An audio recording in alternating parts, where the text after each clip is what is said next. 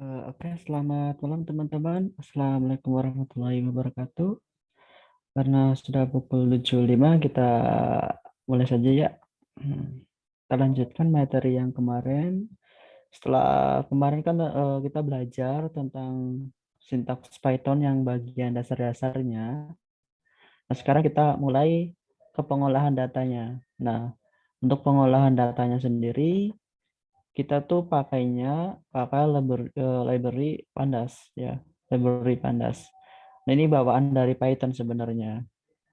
Nah, kalau misalkan teman-teman pakainya Google Colabs, biasanya sudah tersedia di sana. Tapi kalau teman-teman pakainya yang Python lokal, pakai Visual Studio Code juga text editornya, teman-teman bisa ketik di command prompt atau di terminal apapun, ketik ini pip install Pandas.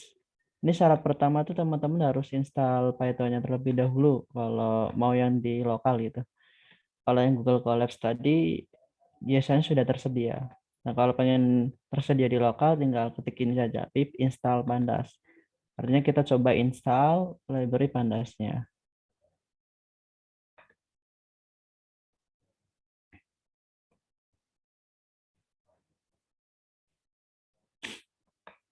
Oke, sebentar.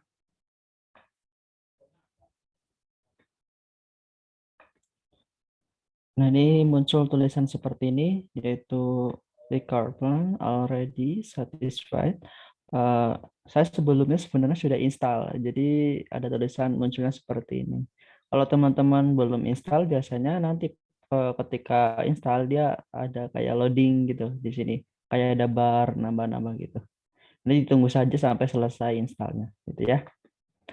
Oke, selanjutnya cara penggunaannya gimana?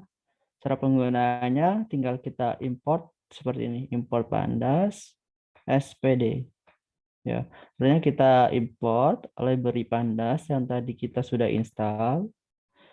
Nah, di sini ada kata kunci s. Nah, s ini tuh sebagai alias saja sebenarnya. Jadi kita ingin nanti pandas ini kita panggil dengan nama pd gitu, biar nggak terlalu panjang. Oke, nah ini contoh pembuatan sebuah data frame dengan menggunakan Pandas. Yaitu pertama kita import dulu library-nya. Jadi sebelum kita pakai, kita harus import dulu. Nah, kita import dulu di bagian atas ini ya. Import Pandas SPD. Setelah kita import, nah ini adalah tipe data apa? Tipe data dictionary ya. Jadi ada pasangan key dan value. Nah, ini variabel main dataset ini nanti akan kita gunakan sebagai argumen pada fungsi data frame, yaitu pd.dataframe. Artinya kita mau panggil fungsi data frame dari pandas ini ya. Nah, main dataset ini kita gunakan sebagai argumennya di sini. Nah, ini kita sedang membuat sebuah data frame. Data frame itu apa? Data frame itu seperti bentuknya seperti tabel. Ya, ada label kolom-kolomnya, terus ada datanya. Selanjutnya ini buat menampilkan saja print my var. Nanti muncul gimana ya tulisannya. Oke, karena ini nggak ada, kita coba pakai Google Colab saja.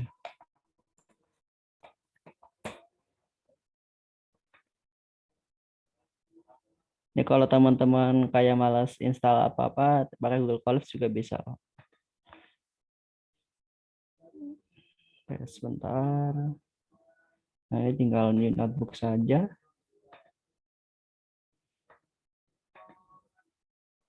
Oke, disiapkan terlebih dahulu. Setelah itu kita coba copy yang tadi. Nah, yang ini. Kita paste. Nah, coba kita jalankan. Dia kalau pertama kali menjalankan dia agak lama. Dia connect dulu ke servernya.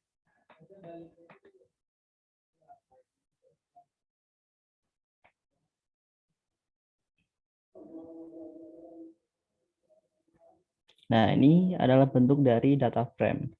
Sebenarnya kalau pakai ekstensi yang .pynd, kita tidak wajib pakai print seperti ini.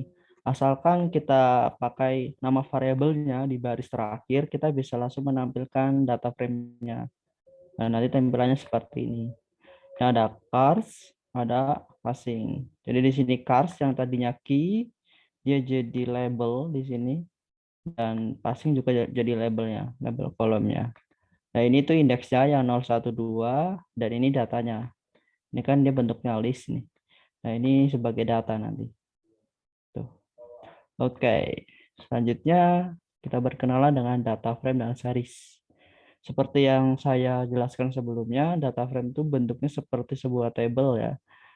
Sedangkan series itu dia kayak sebuah data, tapi dalam satu kolom.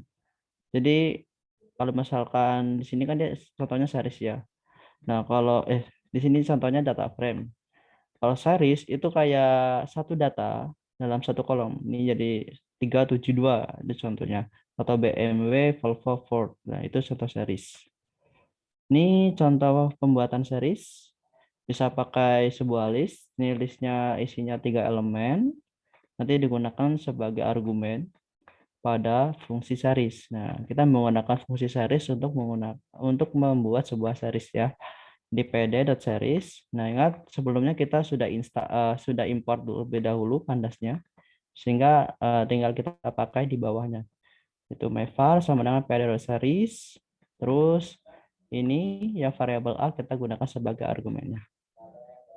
Kalau kita print hasilnya seperti ini, yaitu datanya 172. Dan ini adalah indeksnya yang 012. Indeksnya mulainya dari 0 ya. Oke, nah kita bisa akses ini elemen-elemennya tuh menggunakan indeksnya. Contohnya di sini print myvar 0, dia akan akses indeks ke 0, yaitu 1. Oke, selain itu kita juga bisa membuat custom gitu ya, nama-nama label dari indeksnya. Kalau ini kan dia 012. Nah, kita bisa menggunakan variabel menggunakan string misalkan x, y dan z. Nah, ini kita gunakan sebagai indeksnya. Tapi syaratnya itu jumlah elemennya ini harus sama dengan jumlah elemen pada datanya. Ya kan ada 3. Nah, ini labelnya juga harus ada 3 gitu ya. Nah, nanti kita aksesnya pakai label ini ya, X, Y, Z. Ini contohnya print my var Y, artinya dia akses indeks ke Y. Indeks ke Y itu 7 ya ini. Oke, lanjut. Ini contoh lain, ada sebuah dictionary. Nah, kita bisa membuat sebuah series dari dictionary. Ini tipe datanya tuh yang value-nya ini ya tunggal ya, bukan list ya. Di ini 420, 380, 390. Nah, nanti yang key-nya itu dia jadi indeksnya, value-nya akan jadi data ini, yang nilai-nilai ini. 420, 380, dan 390. Selain itu, kita juga bisa memilih hanya beberapa data saja dari dictionary. Contohnya di sini kita mau membuat series tapi hanya D1 sama D2 saja.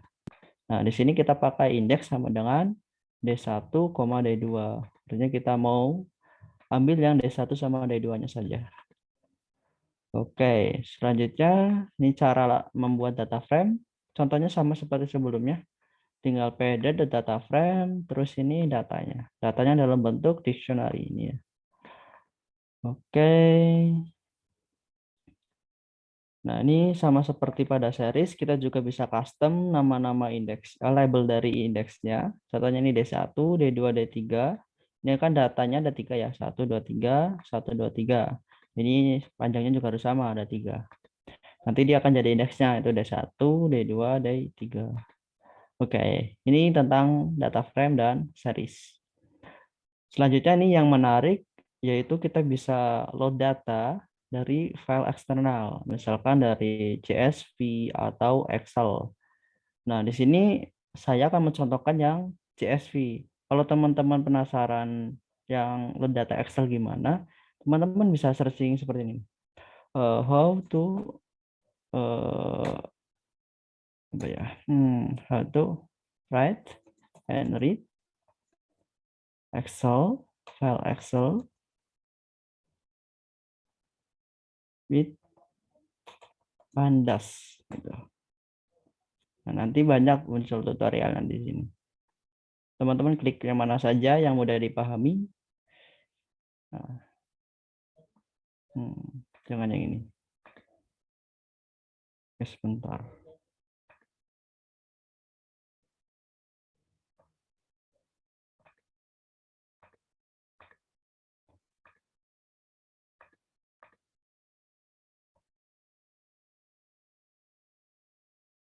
Nah, pertama harus install Pandasnya dulu, karena kita pakainya Pandas. Habis itu,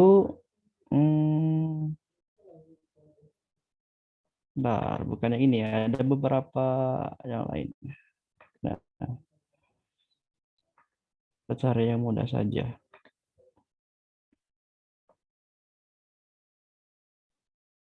Nah, ini kita install ini dulu. Setelah kita install library Pandas, kalau kita mau membaca dan menulis file Excel, kita harus install ini juga. Nah, ini kalau file Excel memang agak ribet. Nah, ada beberapa requirement yang harus dipenuhi terlebih dahulu, yaitu pertama harus kita install Pandasnya, terus install ini OpenPyXL, sama XLS X Writer, sama XLRD ini. Nah, setelah itu kita import Pandasnya, kita bikin data frame-nya. Nah, ini buat save.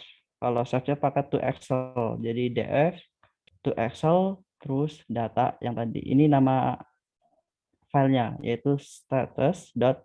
Ini kan ekstensi dari file Excel ya, gitu. Nah, nanti setelah itu teman-teman juga bisa sebenarnya baca. Kalau baca itu pakainya read Excel ya. Kalau yang CSV itu pakainya read CSV. Nah, kita langsung saja ya. Tadi ini kalau opsinya Excel, teman-teman cari yang kayak gini tipe-tipenya. Yang pertama install ini dulu. OpenPyXL, XLS Writer, sama XLRD. Oke. Nah, kita lanjut saja ke yang baca file CSV-nya. Ini contoh kita load data dari file CSV. Kalau teman-teman masih asing dengan file CSV itu apa? File CSV itu file di mana data-datanya itu dipisahkan dengan koma. Ini contohnya. Ini data-datanya dipisahkan dengan koma. Oke. Selanjutnya, ini cara bacanya pakai fungsi read CSV. Jadi dari library Pandas kita panggil fungsi read CSV, terus path dari filenya. Ya, path bisa path relatif atau path yang absolute. Ini contohnya path yang relatif. File ini tuh berada di directory yang sama dengan program Python kita. Ini contohnya file austinmeter.csv. Nah, kalau kita tampilkan, ini df ini buat menampilkan ya. Jadi selain kita print, kalau pakai ekstensi .pyinb, kalau nama variabelnya itu ditulis di baris paling akhir, itu biasanya langsung menampilkan tabelnya seperti ini, data frame-nya. Ini contoh hasil load data dari file CSV ya. Nah, kalau misalkan dia ada di directory, misalkan kita kan ada di main.pyinb ya. Nah, kita mau pakai file dari dataset ini. File yang ada di dataset, yaitu austinmeter.csv. Caranya gimana? Caranya, teman-teman tinggal tambahkan dataset slash nama filenya. Ya, jadi dataset slash austinmeter.csv. Itu kalau ini kan main.pyinb ada di luar. Nah, sedangkan file kita ada di dalam dataset. Nah, makanya kita tambahkan foldernya terlebih dahulu, terus nama filenya. Seperti itu ya. Oke. Selanjutnya ini untuk melihat dimensi dari data frame, bisa menggunakan set. Nah, ini ada 1319 baris dan 21 kolom. Selanjutnya ini menampilkan data teratas, menampilkan baris teratas sebenarnya, baris data teratas. Itu kita menggunakan ini fungsi head ya, metode head ini. Dari df head 4. Artinya kita mau ambil 4 baris teratas dari data frame. Itu dari 0, 1, 2, 3. Ini kan 4 baris teratasnya. Nah, kalau kita nggak mencantumkan argumennya di sini, itu defaultnya dia akan menampilkan 5 baris teratasnya. Ini contohnya, df head, dia akan menampilkan 5 baris teratasnya. Selanjutnya, nah ini salah ya, dia harusnya menampilkan data terakhir, bukan teratas.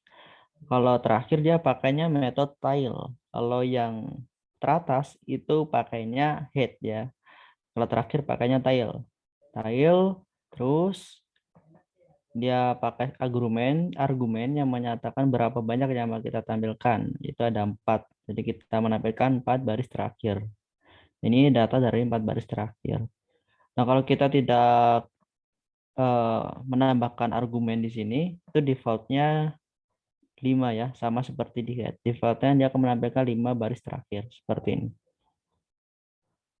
Selanjutnya ini menampilkan informasi dan deskriptif statistik data. Untuk menampilkan informasi dan deskriptif statistik data, kita bisa menggunakan metode info. Nah, dia akan menampilkan nama-nama kolomnya. Ini nama-nama kolomnya, ya. Terus ini ada berapa baris yang nilainya tidak nol, dan ini tipe datanya. Ada tipe data objek, integer, biasanya ada float juga.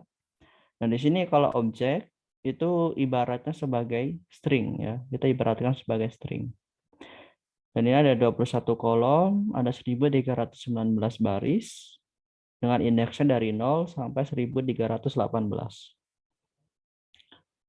Oke, ini untuk metode describe ya. Ini metode describe untuk menampilkan statistik dari data frame-nya. df.describe. Nah, dia akan menampilkan statistik deskripsi statistik dari datanya. Nah, dia akan menampilkan dari kolom-kolom yang tipe datanya numerik, yaitu integer sama float ya.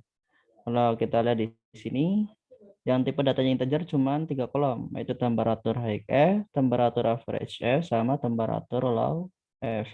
Jadi cuma 3 kolom saja yang ditampilkan deskripsi statistiknya. Ya, ada count itu artinya jumlah barisnya ada berapa, jumlah datanya gitu. Terus ada min itu rata-ratanya. STD itu simpangan baku atau standar deviasi. Terus min itu nilai minimum, 25% itu kuartil 1, 50% itu yang kuartil 2 atau median ya. 75% itu kuartil 3 dan max ini nilai maksimumnya. Selain itu, selain ini ya, selain kita menampilkan deskripsi statistik seluruh kolom yang tipe datanya numerik, kita juga bisa menampilkan spesifik dari suatu kolom, menampilkan deskripsi statistik dari suatu kolom. Misalkan kita mau menampilkan deskripsi statistik dari kolom temperatur high F. Nah, ini kolomnya tipenya numerik ya. Nah, kalau kita lihat dia akan menampilkan deskripsi statistiknya. Ini deskripsi statistik sederhananya. Oke, ini yang min, ada max. Nah, dia tuh metodenya cuman spesifik saja. Misalkan kita mau cari tahu rata-ratanya, nilai minimumnya, nilai maksimumnya. Kalau yang tadi kan dia langsung munculkan semuanya. Kalau ini dia spesifik maunya apa. Contohnya, kita ambil rata-rata dari kolom temperatur high F. Nah, dot min artinya dia ambil rata-rata dari kolom temperatur high F. Selanjutnya, kalau ini temperatur high F dot max, dia ambil nilai maksimumnya. Kalau ini dia ambil minimumnya. Oke, selanjutnya ini menampilkan list temperatur high F dengan elemen yang unik. Kita bisa menggunakan metode unique. Artinya dia akan menampilkan nilai-nilai yang unik pada nilai apa saja sebenarnya yang ada di kolom tersebut. Ya, dia akan menampilkan nilai-nilai yang ada di kolom temperatur high F. Oke, ini ada juga metode value count. Ini untuk menampilkan jumlah nilai unik dari data frame dan terurut. Ini contohnya nilai 86 itu ada 50, 92 ada 42, 91 ada 41 buah, dan 84 ada 41 buah, dan seterusnya. Selanjutnya, melakukan akses data pada data frame. Nah, ini yang cukup penting ya. Kita harus tahu cara aksesnya gimana. Nah, untuk cara akses pada data frame itu sebagai besar ada dua kategori, ya, dua cara, ya, dua mekanisme. Yang pertama ada index based selection, dan yang kedua itu ada label based selection. Kalau index, ingat ada kata index. Kalau index itu berarti kita akses pakai indeksnya. Kalau label based selection artinya kita akses pakai labelnya. Labelnya artinya kita akses pakai namanya. Oke. Contohnya nih, mekanisme yang pertama pakai index based selection. Nah, index based selection ini kita menggunakan metode ilog, ya, ilog. Ya, ketika kita menggunakan ini index based selection, kita pakainya metode ilog. Contohnya ini df.ilog. Nah, ini indeks 0. Artinya kita mau akses data pada baris ke 0 dari data frame. Nah, ini ada kolom date sampai kolom event, dan ini data pada baris ke 0. Ya. Oke, ini sih contoh lain, mengakses baris kedua sampai akses baris kedua kolom ke 0.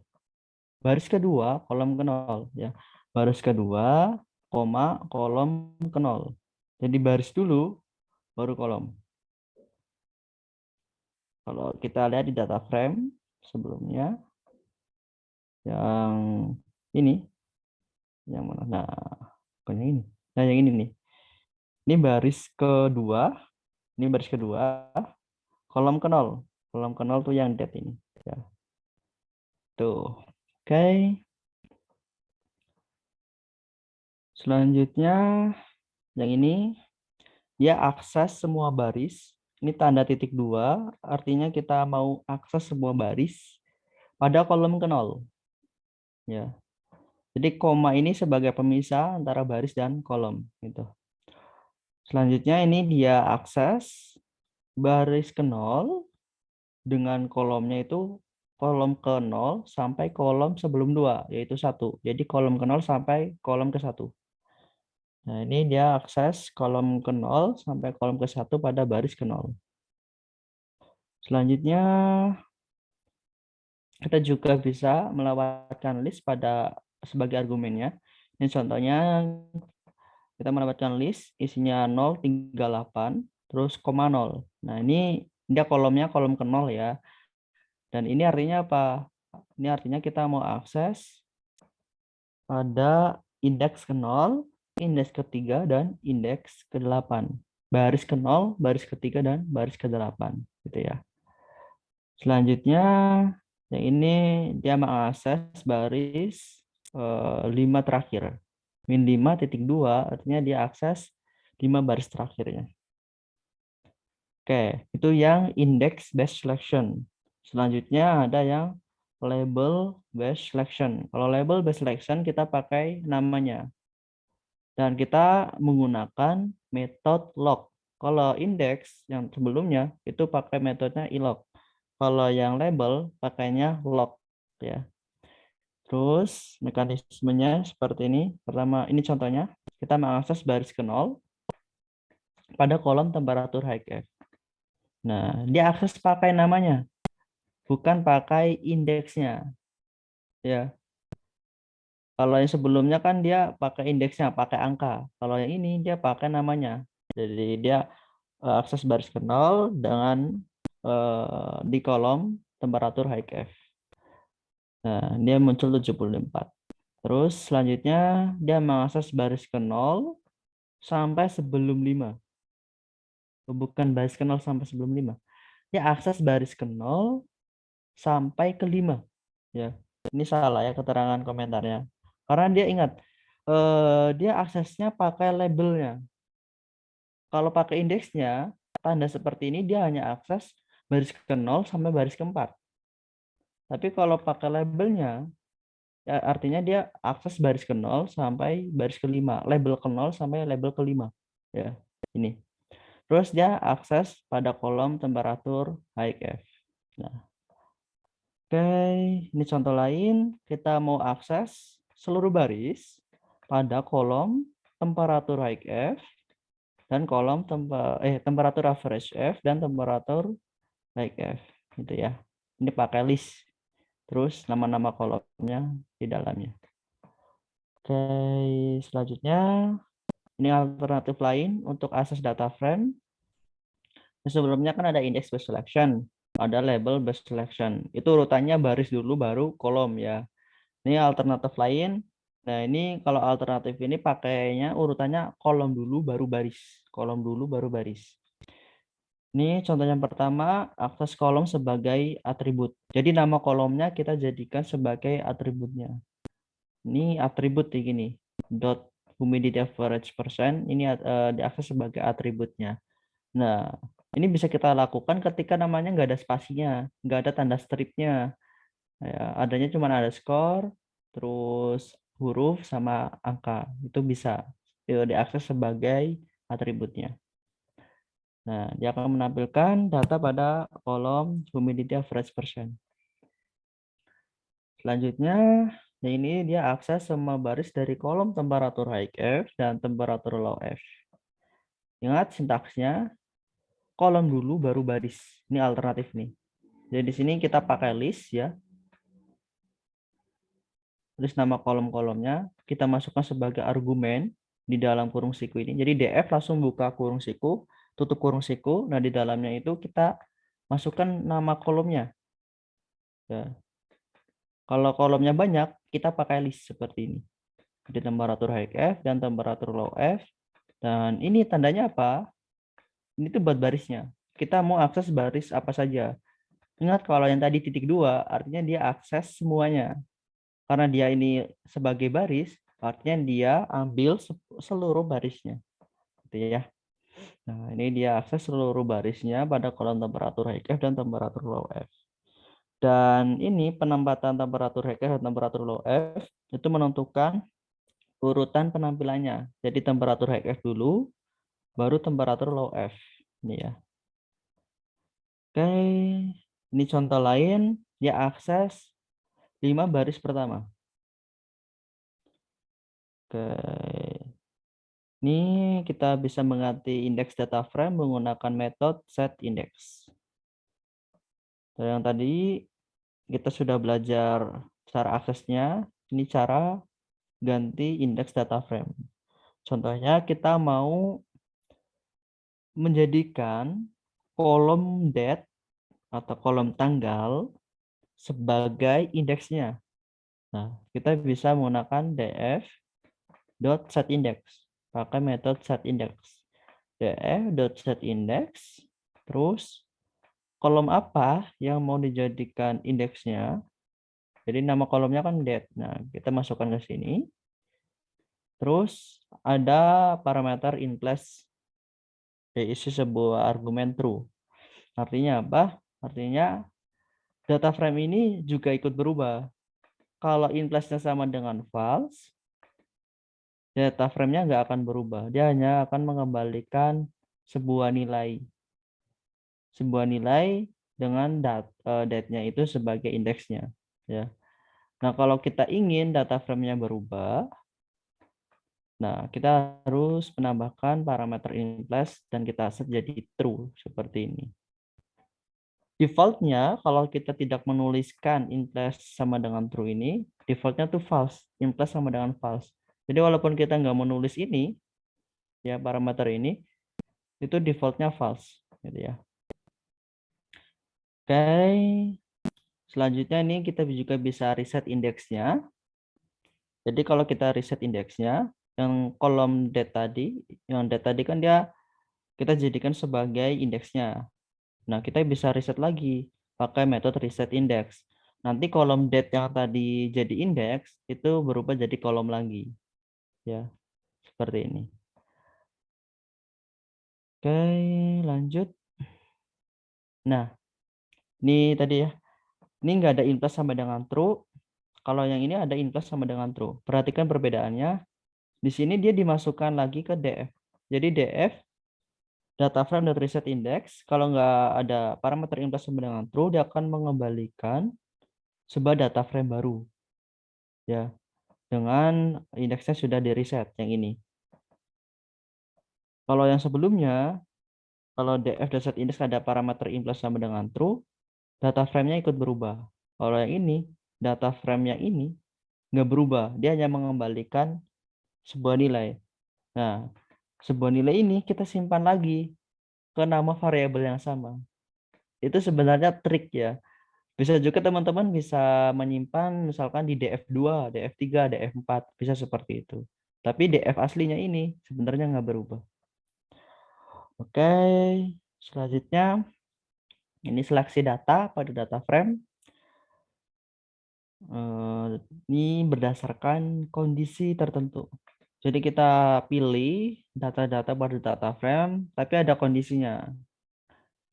Nah, ini contoh kita mau lihat garis-baris yang kolom temperatur HKF-nya itu sama dengan 58. Kalau kita lihat di sini dia memunculkan false, false, true, false, true. Kalau false, artinya dia di baris ke-0, kolom temperatur HKF-nya bukan 58. Tapi pada baris kedua, kolom temperatur HKF-nya itu bernilai 58. Oke. Nah, yang ini nih, yang nanti kita manfaatkan sebagai argumennya. Nah, contohnya kita pakai method log, df.log, terus kita masukkan yang tadi, yang ini, yang sebelumnya, kondisi ini kan kondisi ya, sebagai argumennya di sini. Ya, kita gunakan sebagai argumennya. Terus ini ada apa? Ada method head gitu. Method head buat apa? Nah, ini sebenarnya buat menampilkan 5 data teratasnya saja, biar nggak terlalu panjang. Gitu. Sebenarnya kalau nggak pakai ini juga nggak apa-apa. Dia akan menampilkan seluruh barisnya. Ini agar tidak terlalu panjang, kita pakai head. Nah, dia akan menampilkan 5 baris teratas, di mana kolom temperatur HKF-nya bersama dengan 58. Kalau kita lihat, di kolom temperatur HKF, nilainya 58 semua. Selanjutnya, dia menampilkan 5 data teratas dengan nilai kolom temperatur HKF sama dengan 58 dan kolom temperatur low F sama dengan 28. Dia ada kata kunci dan. Kalau dan berarti kedua-duanya harus terpenuhi ya. Ini dan ini harus terpenuhi. Nah, kalau dan ini kita bisa menggunakan simbol ampersand seperti ini di argumennya. Jadi kan kita pakai metode log di sini. Nah, di sini argumennya. Ini argumennya. Ya. Pertama kita select dulu yang kolom temperatur high F-nya sama dengan 58. Selanjutnya kita pilih yang temperatur low F-nya lebih dari sama dengan 28. Karena dia dan harus memenuhi kedua-duanya, kita pakai operator dan ini. Ya. Selanjutnya ini ada head buat menampilkan 5 data teratas. Oke. Nah, kalau kita lihat kolom temperatur high F-nya nilainya 58 dan kolom temperatur low F-nya itu nilainya lebih dari 28.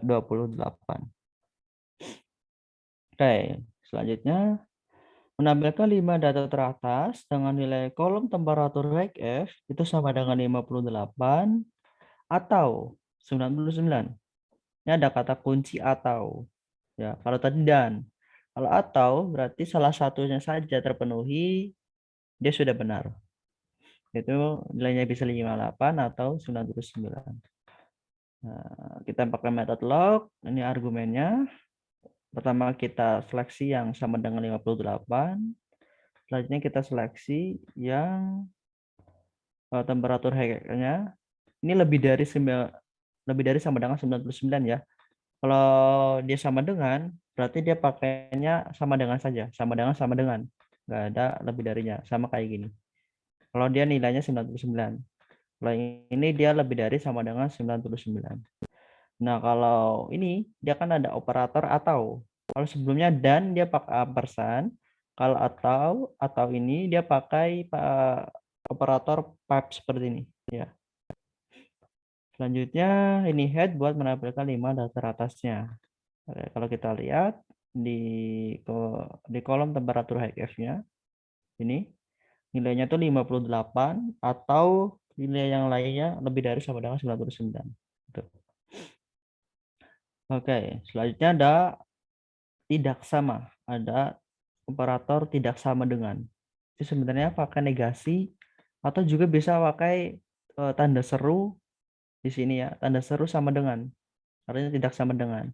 Nah, di sini saya mencontohkan yang pakai ampersand. Bukan ampersand, pakai negasi. Pakai negasi ini.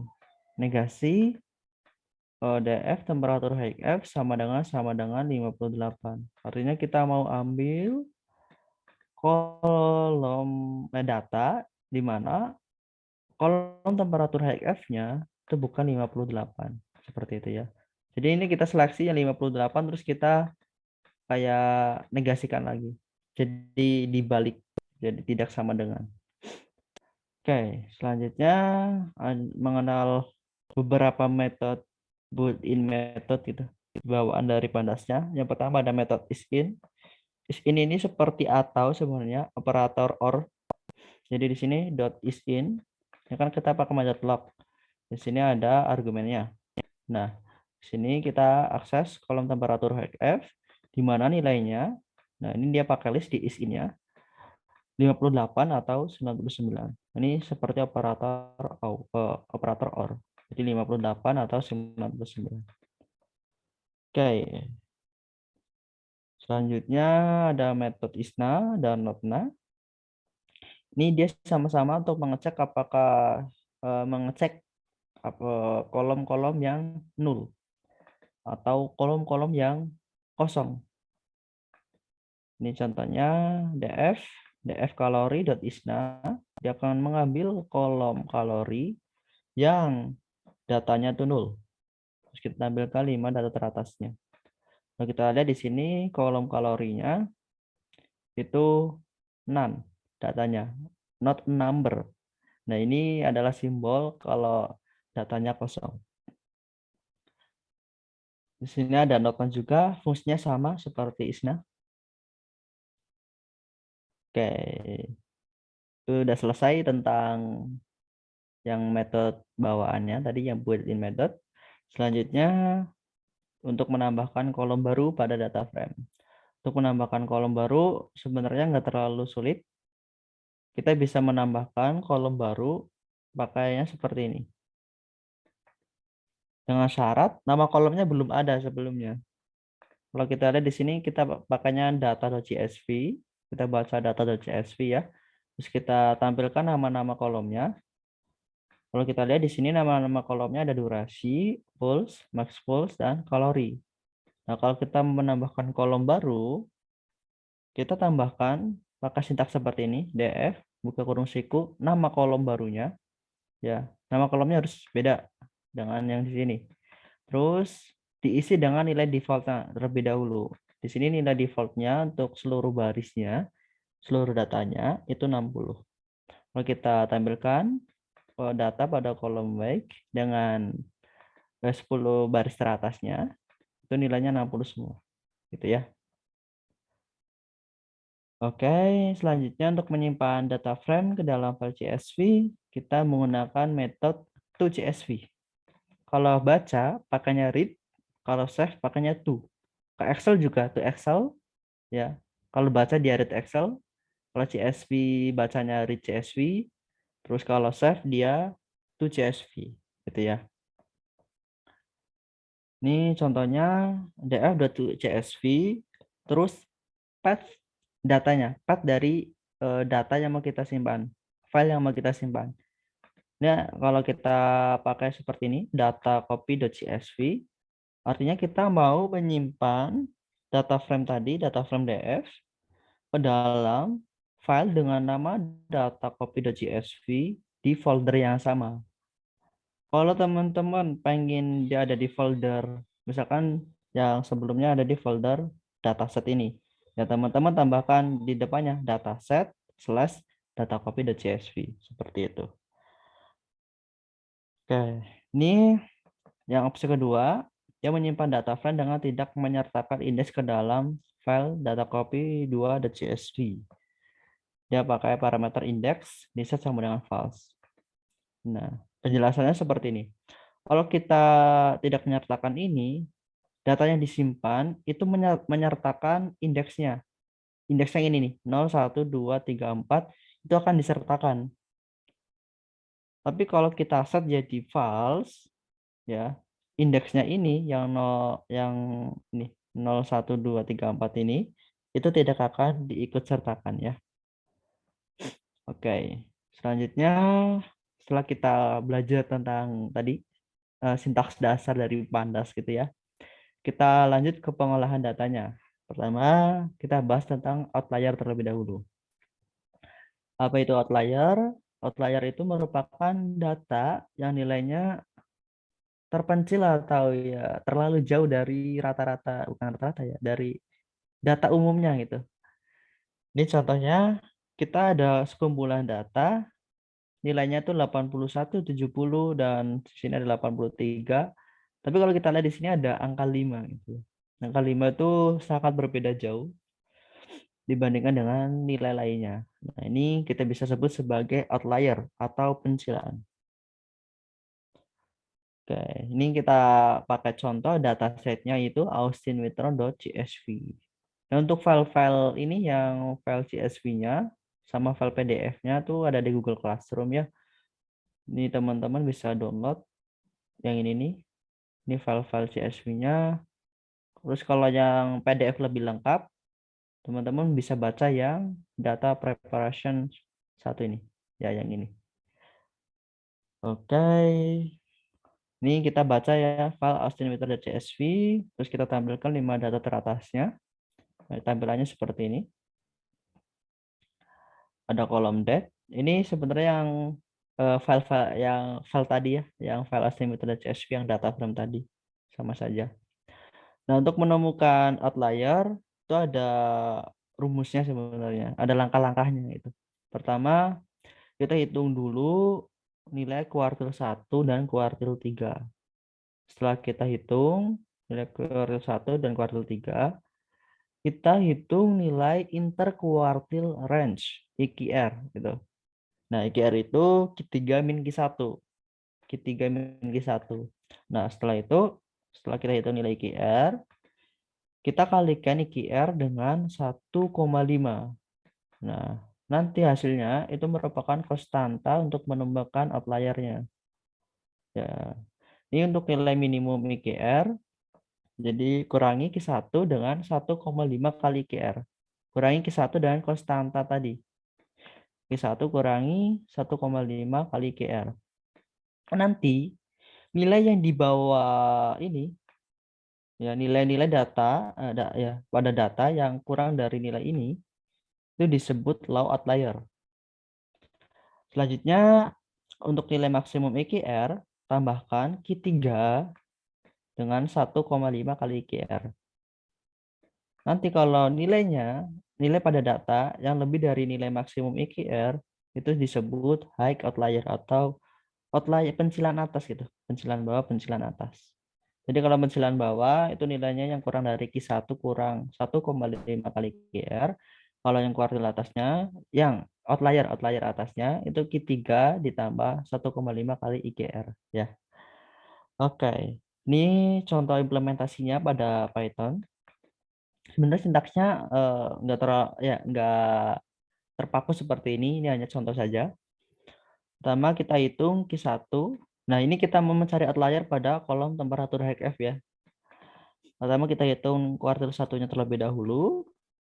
Terus df temperatur HF dot kuantil pakai metode kuantil 0,25, artinya kita cari kuartil satunya. Terus yang ketiga sama seperti di atasnya, cuman di kuantilnya kita pakai 0,75. Setelah kita hitung Q1, Q3, kita hitung IQR-nya, yaitu Q3 min Q1. Terus kita print hasilnya, IQR temperatur HF sama dengan IQR. Q1 72, Q3 sama dengan 92.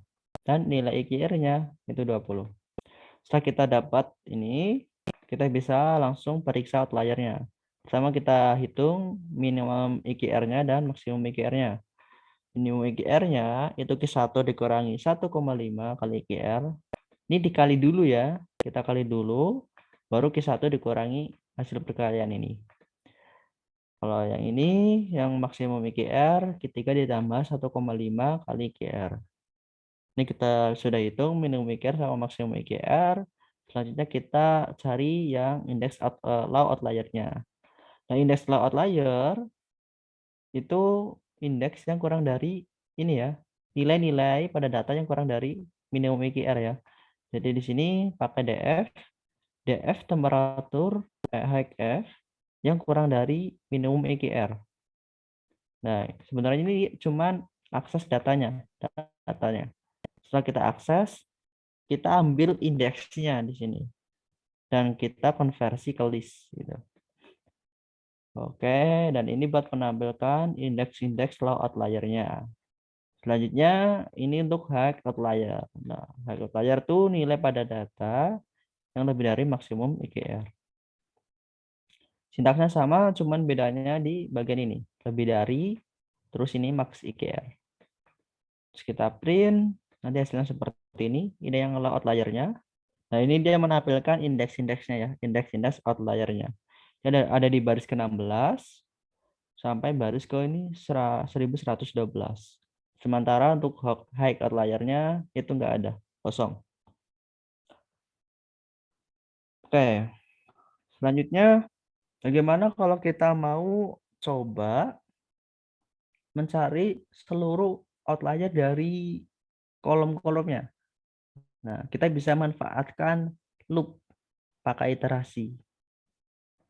Ini kita coba yang pertama, kita konversi dulu nilai-nilainya sebentar ini. Kita konversi ke numerik ya.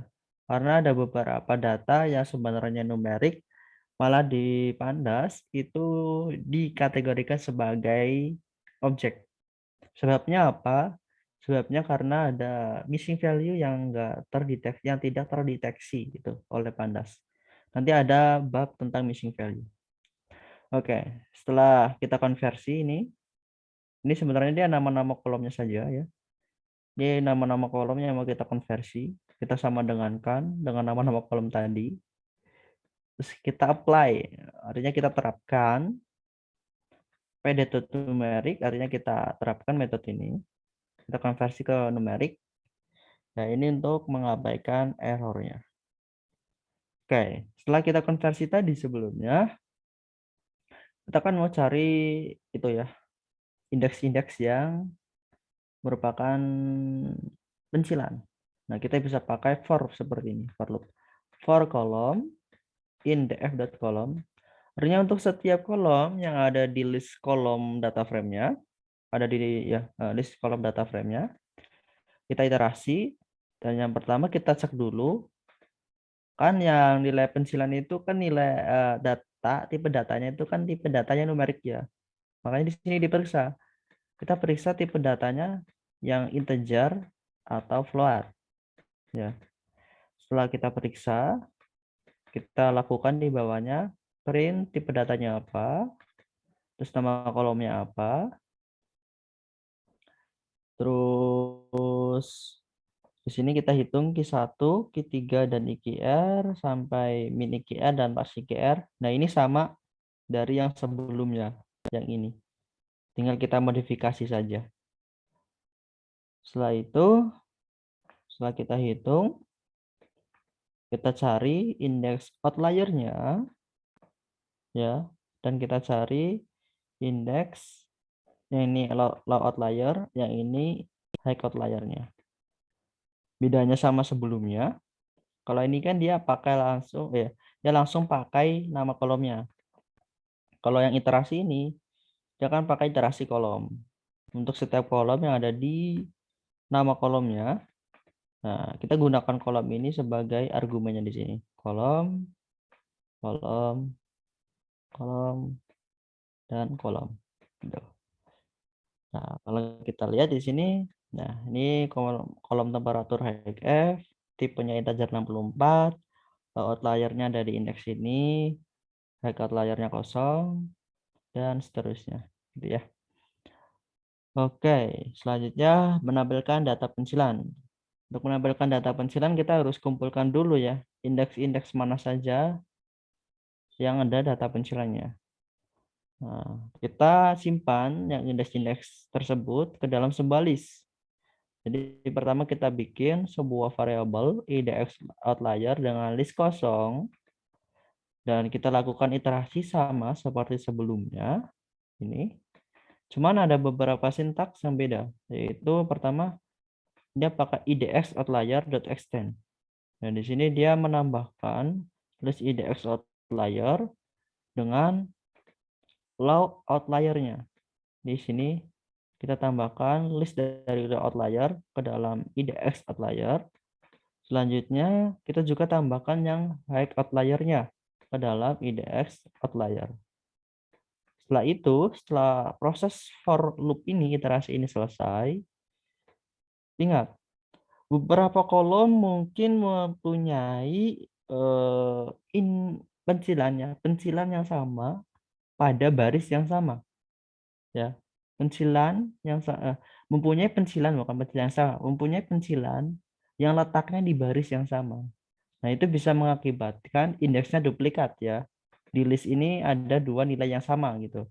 Nah, oleh karena itu pertama kita konversi dulu yang indeks outlier tadi, list dari outliernya kita konversi ke dalam himpunan ya. Set itu dia kan himpunan ya.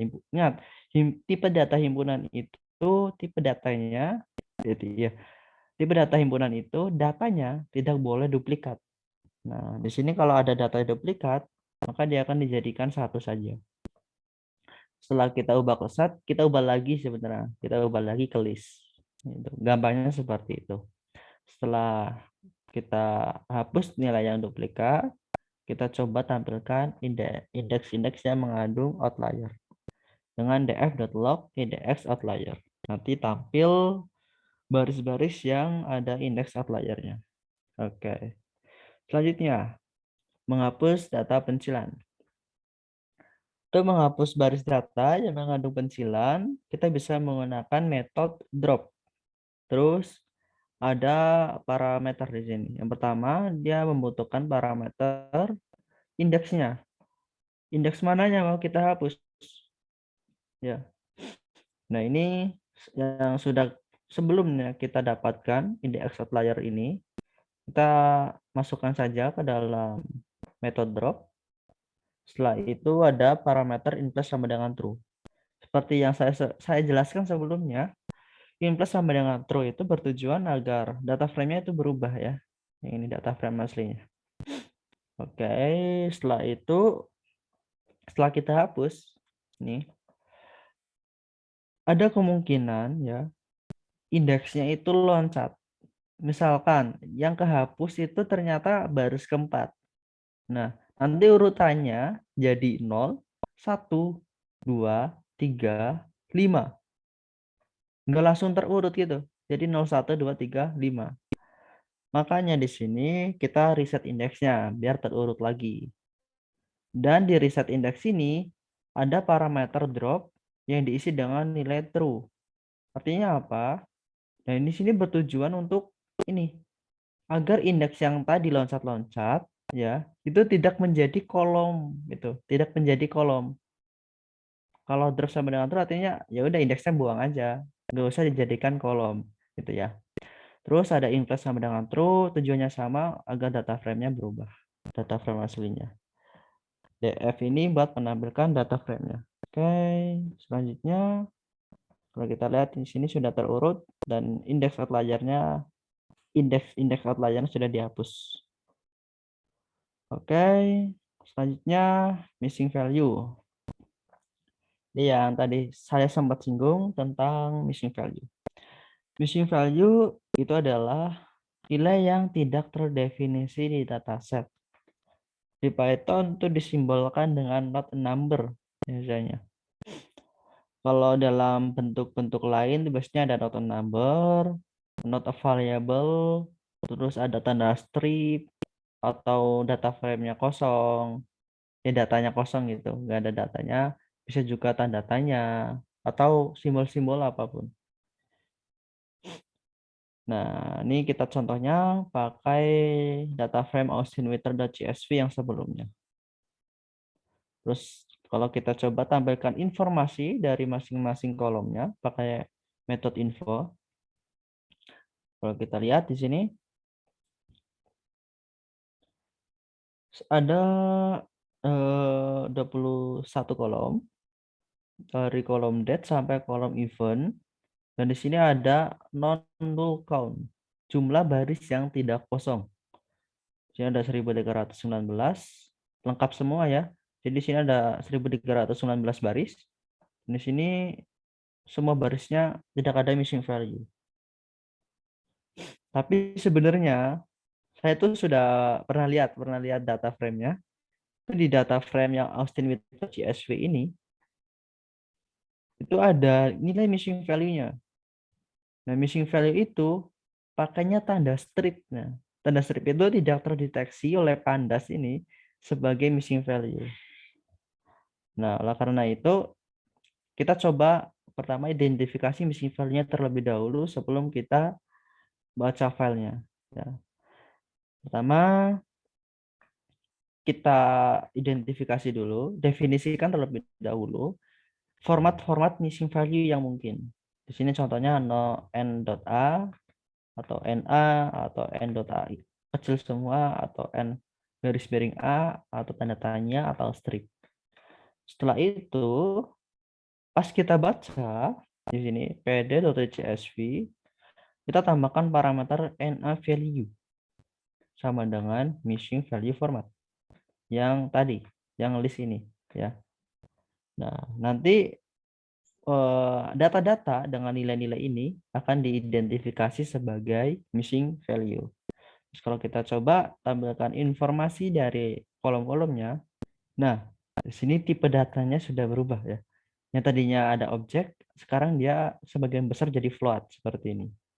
Float, float, float, float. Dan di sini ada keterangan 1312 non-null.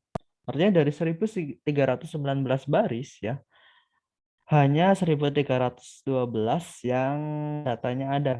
Sementara sisanya berarti ada 7 kolom yang nol ya, yang kosong. Ini 1312, ada juga yang 1317, ada yang 1307, ada yang 16, ada 1315 gitu. Oke, selanjutnya cara memeriksa missing value pada data frame. Pertama, kita bisa menggunakan kombinasi metode-metode ISNA, value, dan any. Nah, di sini contohnya ada f.isna.value.any untuk memeriksa missing value untuk keseluruhan data frame-nya. Artinya, apakah di data frame tersebut ada missing value? Kalau dia mengembalikan true, berarti ada missing value-nya. Kalau false, nggak ada missing value-nya. Itu. Nah, untuk penggunaan ISNA di sini pakai sama ISNUL di sini itu sama saja sebenarnya. ISNA atau ISNUL bisa dipakai secara bergantian. Jadi terserah teman-teman mau pakai ISNA atau ISNUL ya. Fungsinya sama. Selanjutnya, ini kita tidak menyertakan value, tapi hanya ISNA dan any. Nah, kalau ini dia akan menampilkan mengecek missing value tapi pada setiap kolomnya ya, setiap kolomnya. Dan di sini dia akan menampilkan data pada setiap kolomnya, dan di sini ada false dan true. Nah, false itu artinya pada kolom tersebut tidak ada missing value, sementara true berarti dia ada missing value-nya. Gitu ya. Oke. Selanjutnya untuk menghitung jumlah missing value, kita bisa menggunakan metode sum. Ya, df.isNull atau isna terus .sum. Nah, nanti dia akan menampilkan kolom-kolomnya terus jumlah missing value-nya. Ini. Oke. Selanjutnya untuk menambahkan seluruh baris yang mengandung missing value, caranya pakai iterasi seperti sebelumnya. Jadi di sini contohnya kita definisikan indeks yang menampung seluruh indeks missing value-nya ya. Jadi sebuah list, variabel IDX 0, list kosong, terus dia iterasi untuk setiap kolom di list kolom data frame-nya. Terus kita extend yang list IDX 0 ini, kita tambahkan dengan missing value masing-masing kolomnya. Indeks dari missing value masing-masing kolomnya.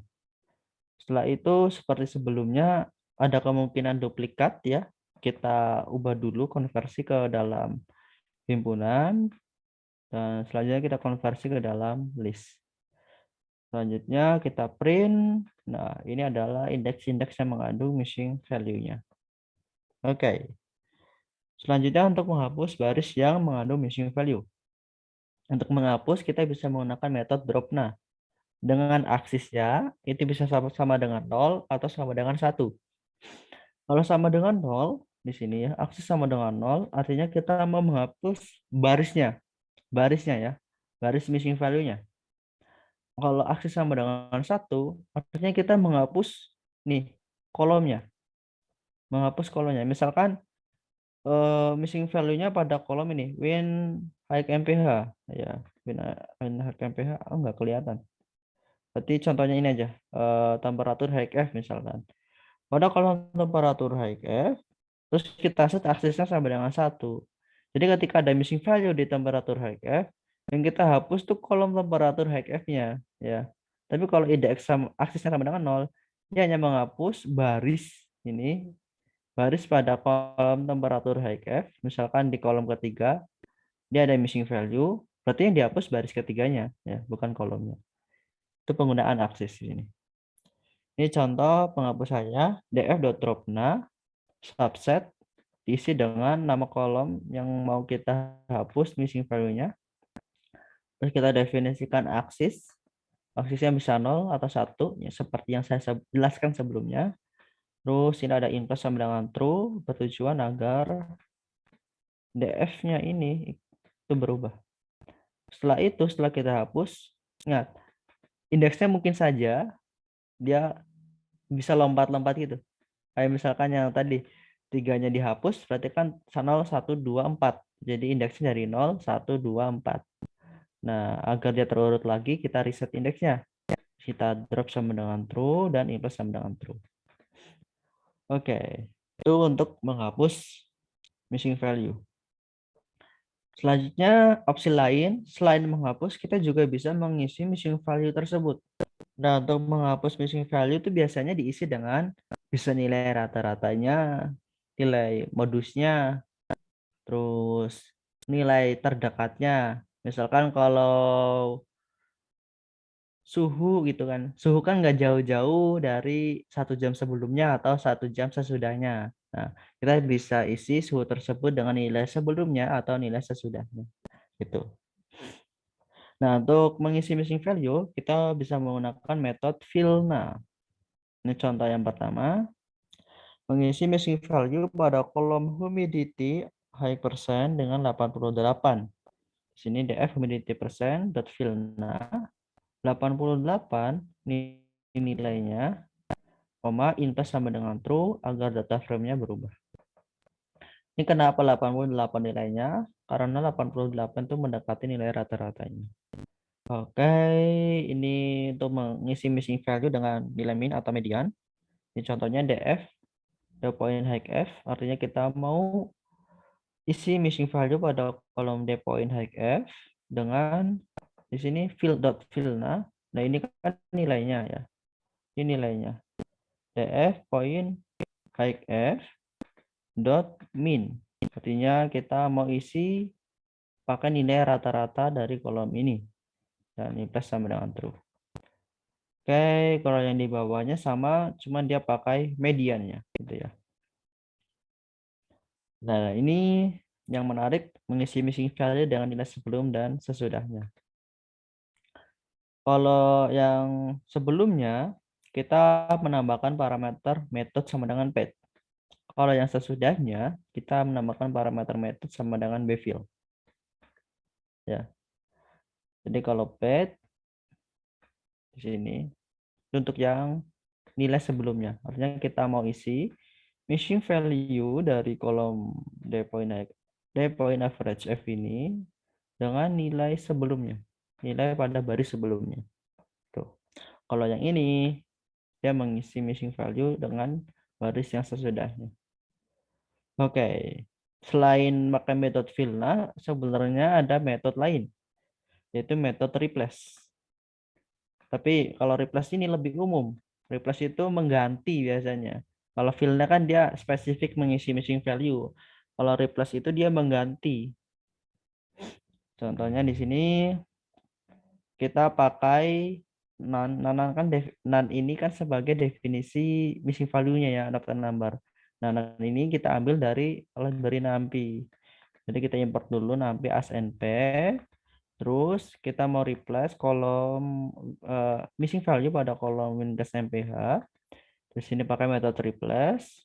Nah, di sini adalah nilai parameter pertama adalah nilai yang mau kita ganti, yaitu nilai missing value-nya. Sebenarnya kalau replace itu umum, bisa nilai apa saja yang mau kita ganti, misalkan 1, 2, 3 atau apapun. Dan di sini yang kita mau ganti itu missing value-nya, yaitu rata number ini. Setelah itu kita ganti dengan apa? Kita ganti dengan rata-ratanya. Dan kita set input sama dengan true. Itu ya. Oke, selanjutnya tentang data duplikat. Duplikat data adalah baris data yang memiliki nilai yang sama baik untuk seluruh kolom ataupun untuk salah satu kolom saja. Ya seperti katanya duplikat. Jadi ada data yang sama gitu. Nah, di sini kita pakai datasetnya dataset Indian Liver Pasien dataset. Nah, dataset ini itu tidak ada headernya, tidak ada nama kolomnya. Nih, tidak ada nama kolomnya di atas. Makanya di sini kita definisikan dulu nama-nama kolomnya. Setelah kita definisikan nama-nama kolomnya, kita pas bacanya, ya ini pd.reachsv, ini nama data frame-nya, path dari data frame-nya. Nah, kita tambahkan parameter di sini, names sama dengan kolom names ini. Nah, ini nanti akan menjadi nama kolom-kolomnya, label dari kolom-kolom ini. Oke, di sini untuk menampilkan 5 data teratasnya, df.head akan menampilkan 5 data teratasnya. Di sini ada age, ada gender, ada total bilirubin, direct bilirubin, alkalin, fosfat apa ini? Iya, fosfat, terus SGBT, SGOT dan seterusnya. Selanjutnya mencari duplikat data. Untuk mencari duplikat data, kita bisa menggunakan metode duplicated. Ini contohnya df.duplicated.value.ini. Artinya kalau value.ini kita mau cari tahu apakah pada data frame tersebut ada nilai yang duplikat. Nilai duplikatnya itu pada baris ya. Jadi misalkan baris ketiga duplikat dengan baris keempat. Artinya baris ketiga dan baris keempatnya sama. Gitu. Ini dia mengembalikan true, artinya ada nilai yang duplikat. Nah, untuk menampilkan baris mana yang duplikat, kita bisa menggunakan df.duplicated di sini. Nah, dia akan menampilkan baris-baris yang duplikat. Di sini sebenarnya ada baris yang duplikat, cuman dia karena barisnya banyak jadi kepotong seperti ini. Kalau yang barisnya duplikat, biasanya ditandai dengan true gitu ya. Oke, selanjutnya ini menampilkan semua baris data yang sama. Semua baris data yang sama. Itu df.duplicated, keep sama dengan false. Artinya dia mau menampilkan seluruh data yang sama. Contohnya di sini 18, 19 itu kan datanya sama. Itu dua-duanya ditampilkan. Nah, itu maksud dari keep sama dengan false ini. Ini 18, 19 datanya sama, 25, 26 datanya sama, dan seterusnya. Selanjutnya, ini untuk menampilkan hanya data kedua yang duplikat. Ya, jadi pakainya keep sama dengan first. Akan menampilkan hanya data kedua yang duplikat, yaitu pada indeks ke-19, indeks ke-26, dan seterusnya. Selanjutnya ada keep sama dengan last. Dia itu menampilkan data pertama yang duplikat. Jadi pada indeks 18, 25, dan seterusnya. Oke, selanjutnya di sini menemukan duplikat data pada kolom tertentu. Kalau yang tadi kan dia pada baris. Nah, di sini dia pada kolom tertentu. Ini contohnya kita buat data frame sendiri, yaitu ada student, ada name, ada age, ada gender. Terus kita bikin data frame-nya, terus kita tampilkan. Nah, ini data frame-nya. Name, age, gender. Kalau kita lihat di name, dia ada yang duplikat, yaitu David, ya. Oke, selanjutnya menemukan duplikat data pada kolom name. Nah, untuk menemukan duplikat data pada kolom name, kita tambahkan parameter subset ini. Diisi dengan nama kolomnya, yaitu name di sini. Terus keep sama dengan false, artinya kita tampilkan dua-duanya. Jadi baris kedua dan baris ketiga. Itu dengan nama yang sama, yaitu David. Selanjutnya, menampilkan hanya data kedua yang duplikat. Kalau data kedua yang duplikat tuh keep sama dengan first ya. Datanya itu saja. Jadi indeks ketiga yang ditampilkan. Kalau data yang pertama itu pakai keep sama dengan last. Oke. Setelah kita coba tampilkan datanya tadi yang duplikat, kita coba hapus duplikat datanya. Itu pakai metode drop duplicates ya. Penggunaannya itu mirip seperti metode duplicated sebelumnya. Ini contohnya df.drop duplicated. Nah, keep sama dengan first. Keep sama dengan first artinya kita hapus data yang kedua. Data yang kedua.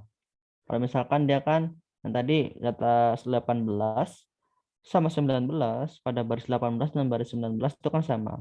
Kalau kita pakai keep sama dengan first, yang dihapus itu data yang baris ke-19-nya. Kalau keep sama dengan last, yang dihapus itu data yang 18. Data yang baris ke-18. Sini plus sama dengan true bertujuan agar data frame-nya itu berubah. Dan kita tampilkan 20 data teratas. Nah, kalau kita lihat, nah 0, 1, 2, 3, 4, 5, dan kita lihat di indeks 18 dan indeks ke-19. Indeks ke-19-nya sudah tidak ada, langsung loncat ke indeks ke-20. Nah, ini adalah akibat dari penghapusan baris ya. Jadi ada indeks yang loncat. Nah, untuk mengurutkannya, kita reset indeksnya. df data reset indeks, drop sama dengan true, dan plus sama dengan true. Kita tampilkan 20 data teratasnya.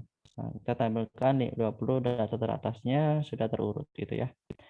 Oke, tadi dia menghapus baris ya. Kalau yang ini selanjutnya kita menghapus data duplikat pada kolom tertentu. Kita tambahkan parameter subset.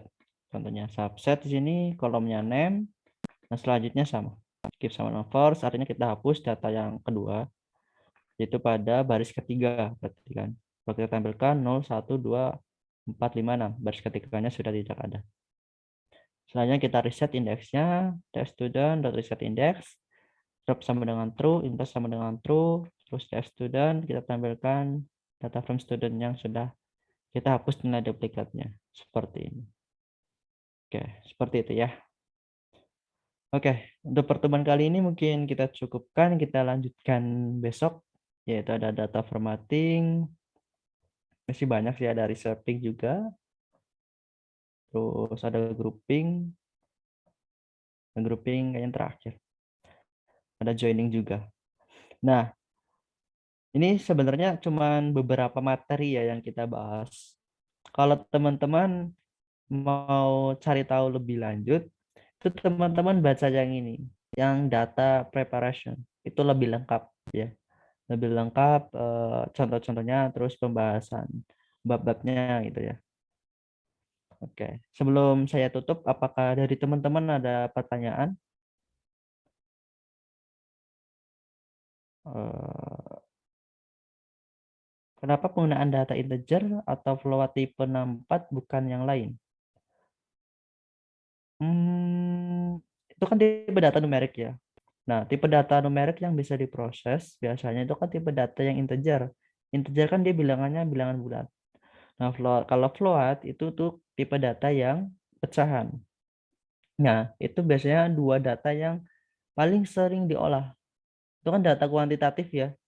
Nah, data kuantitatif tuh yang data yang paling sering kita olah untuk menemukan ya tadi kayak bisa kita untuk analisis data. Nah, bisa juga kita lakukan regresi untuk melihat kecenderungan datanya seperti apa. Gitu. Oh, ke tipe kedua atau 16? Apa ada alasannya? Sebenarnya kalau float 64 bedanya sama tipe yang 32 atau 16.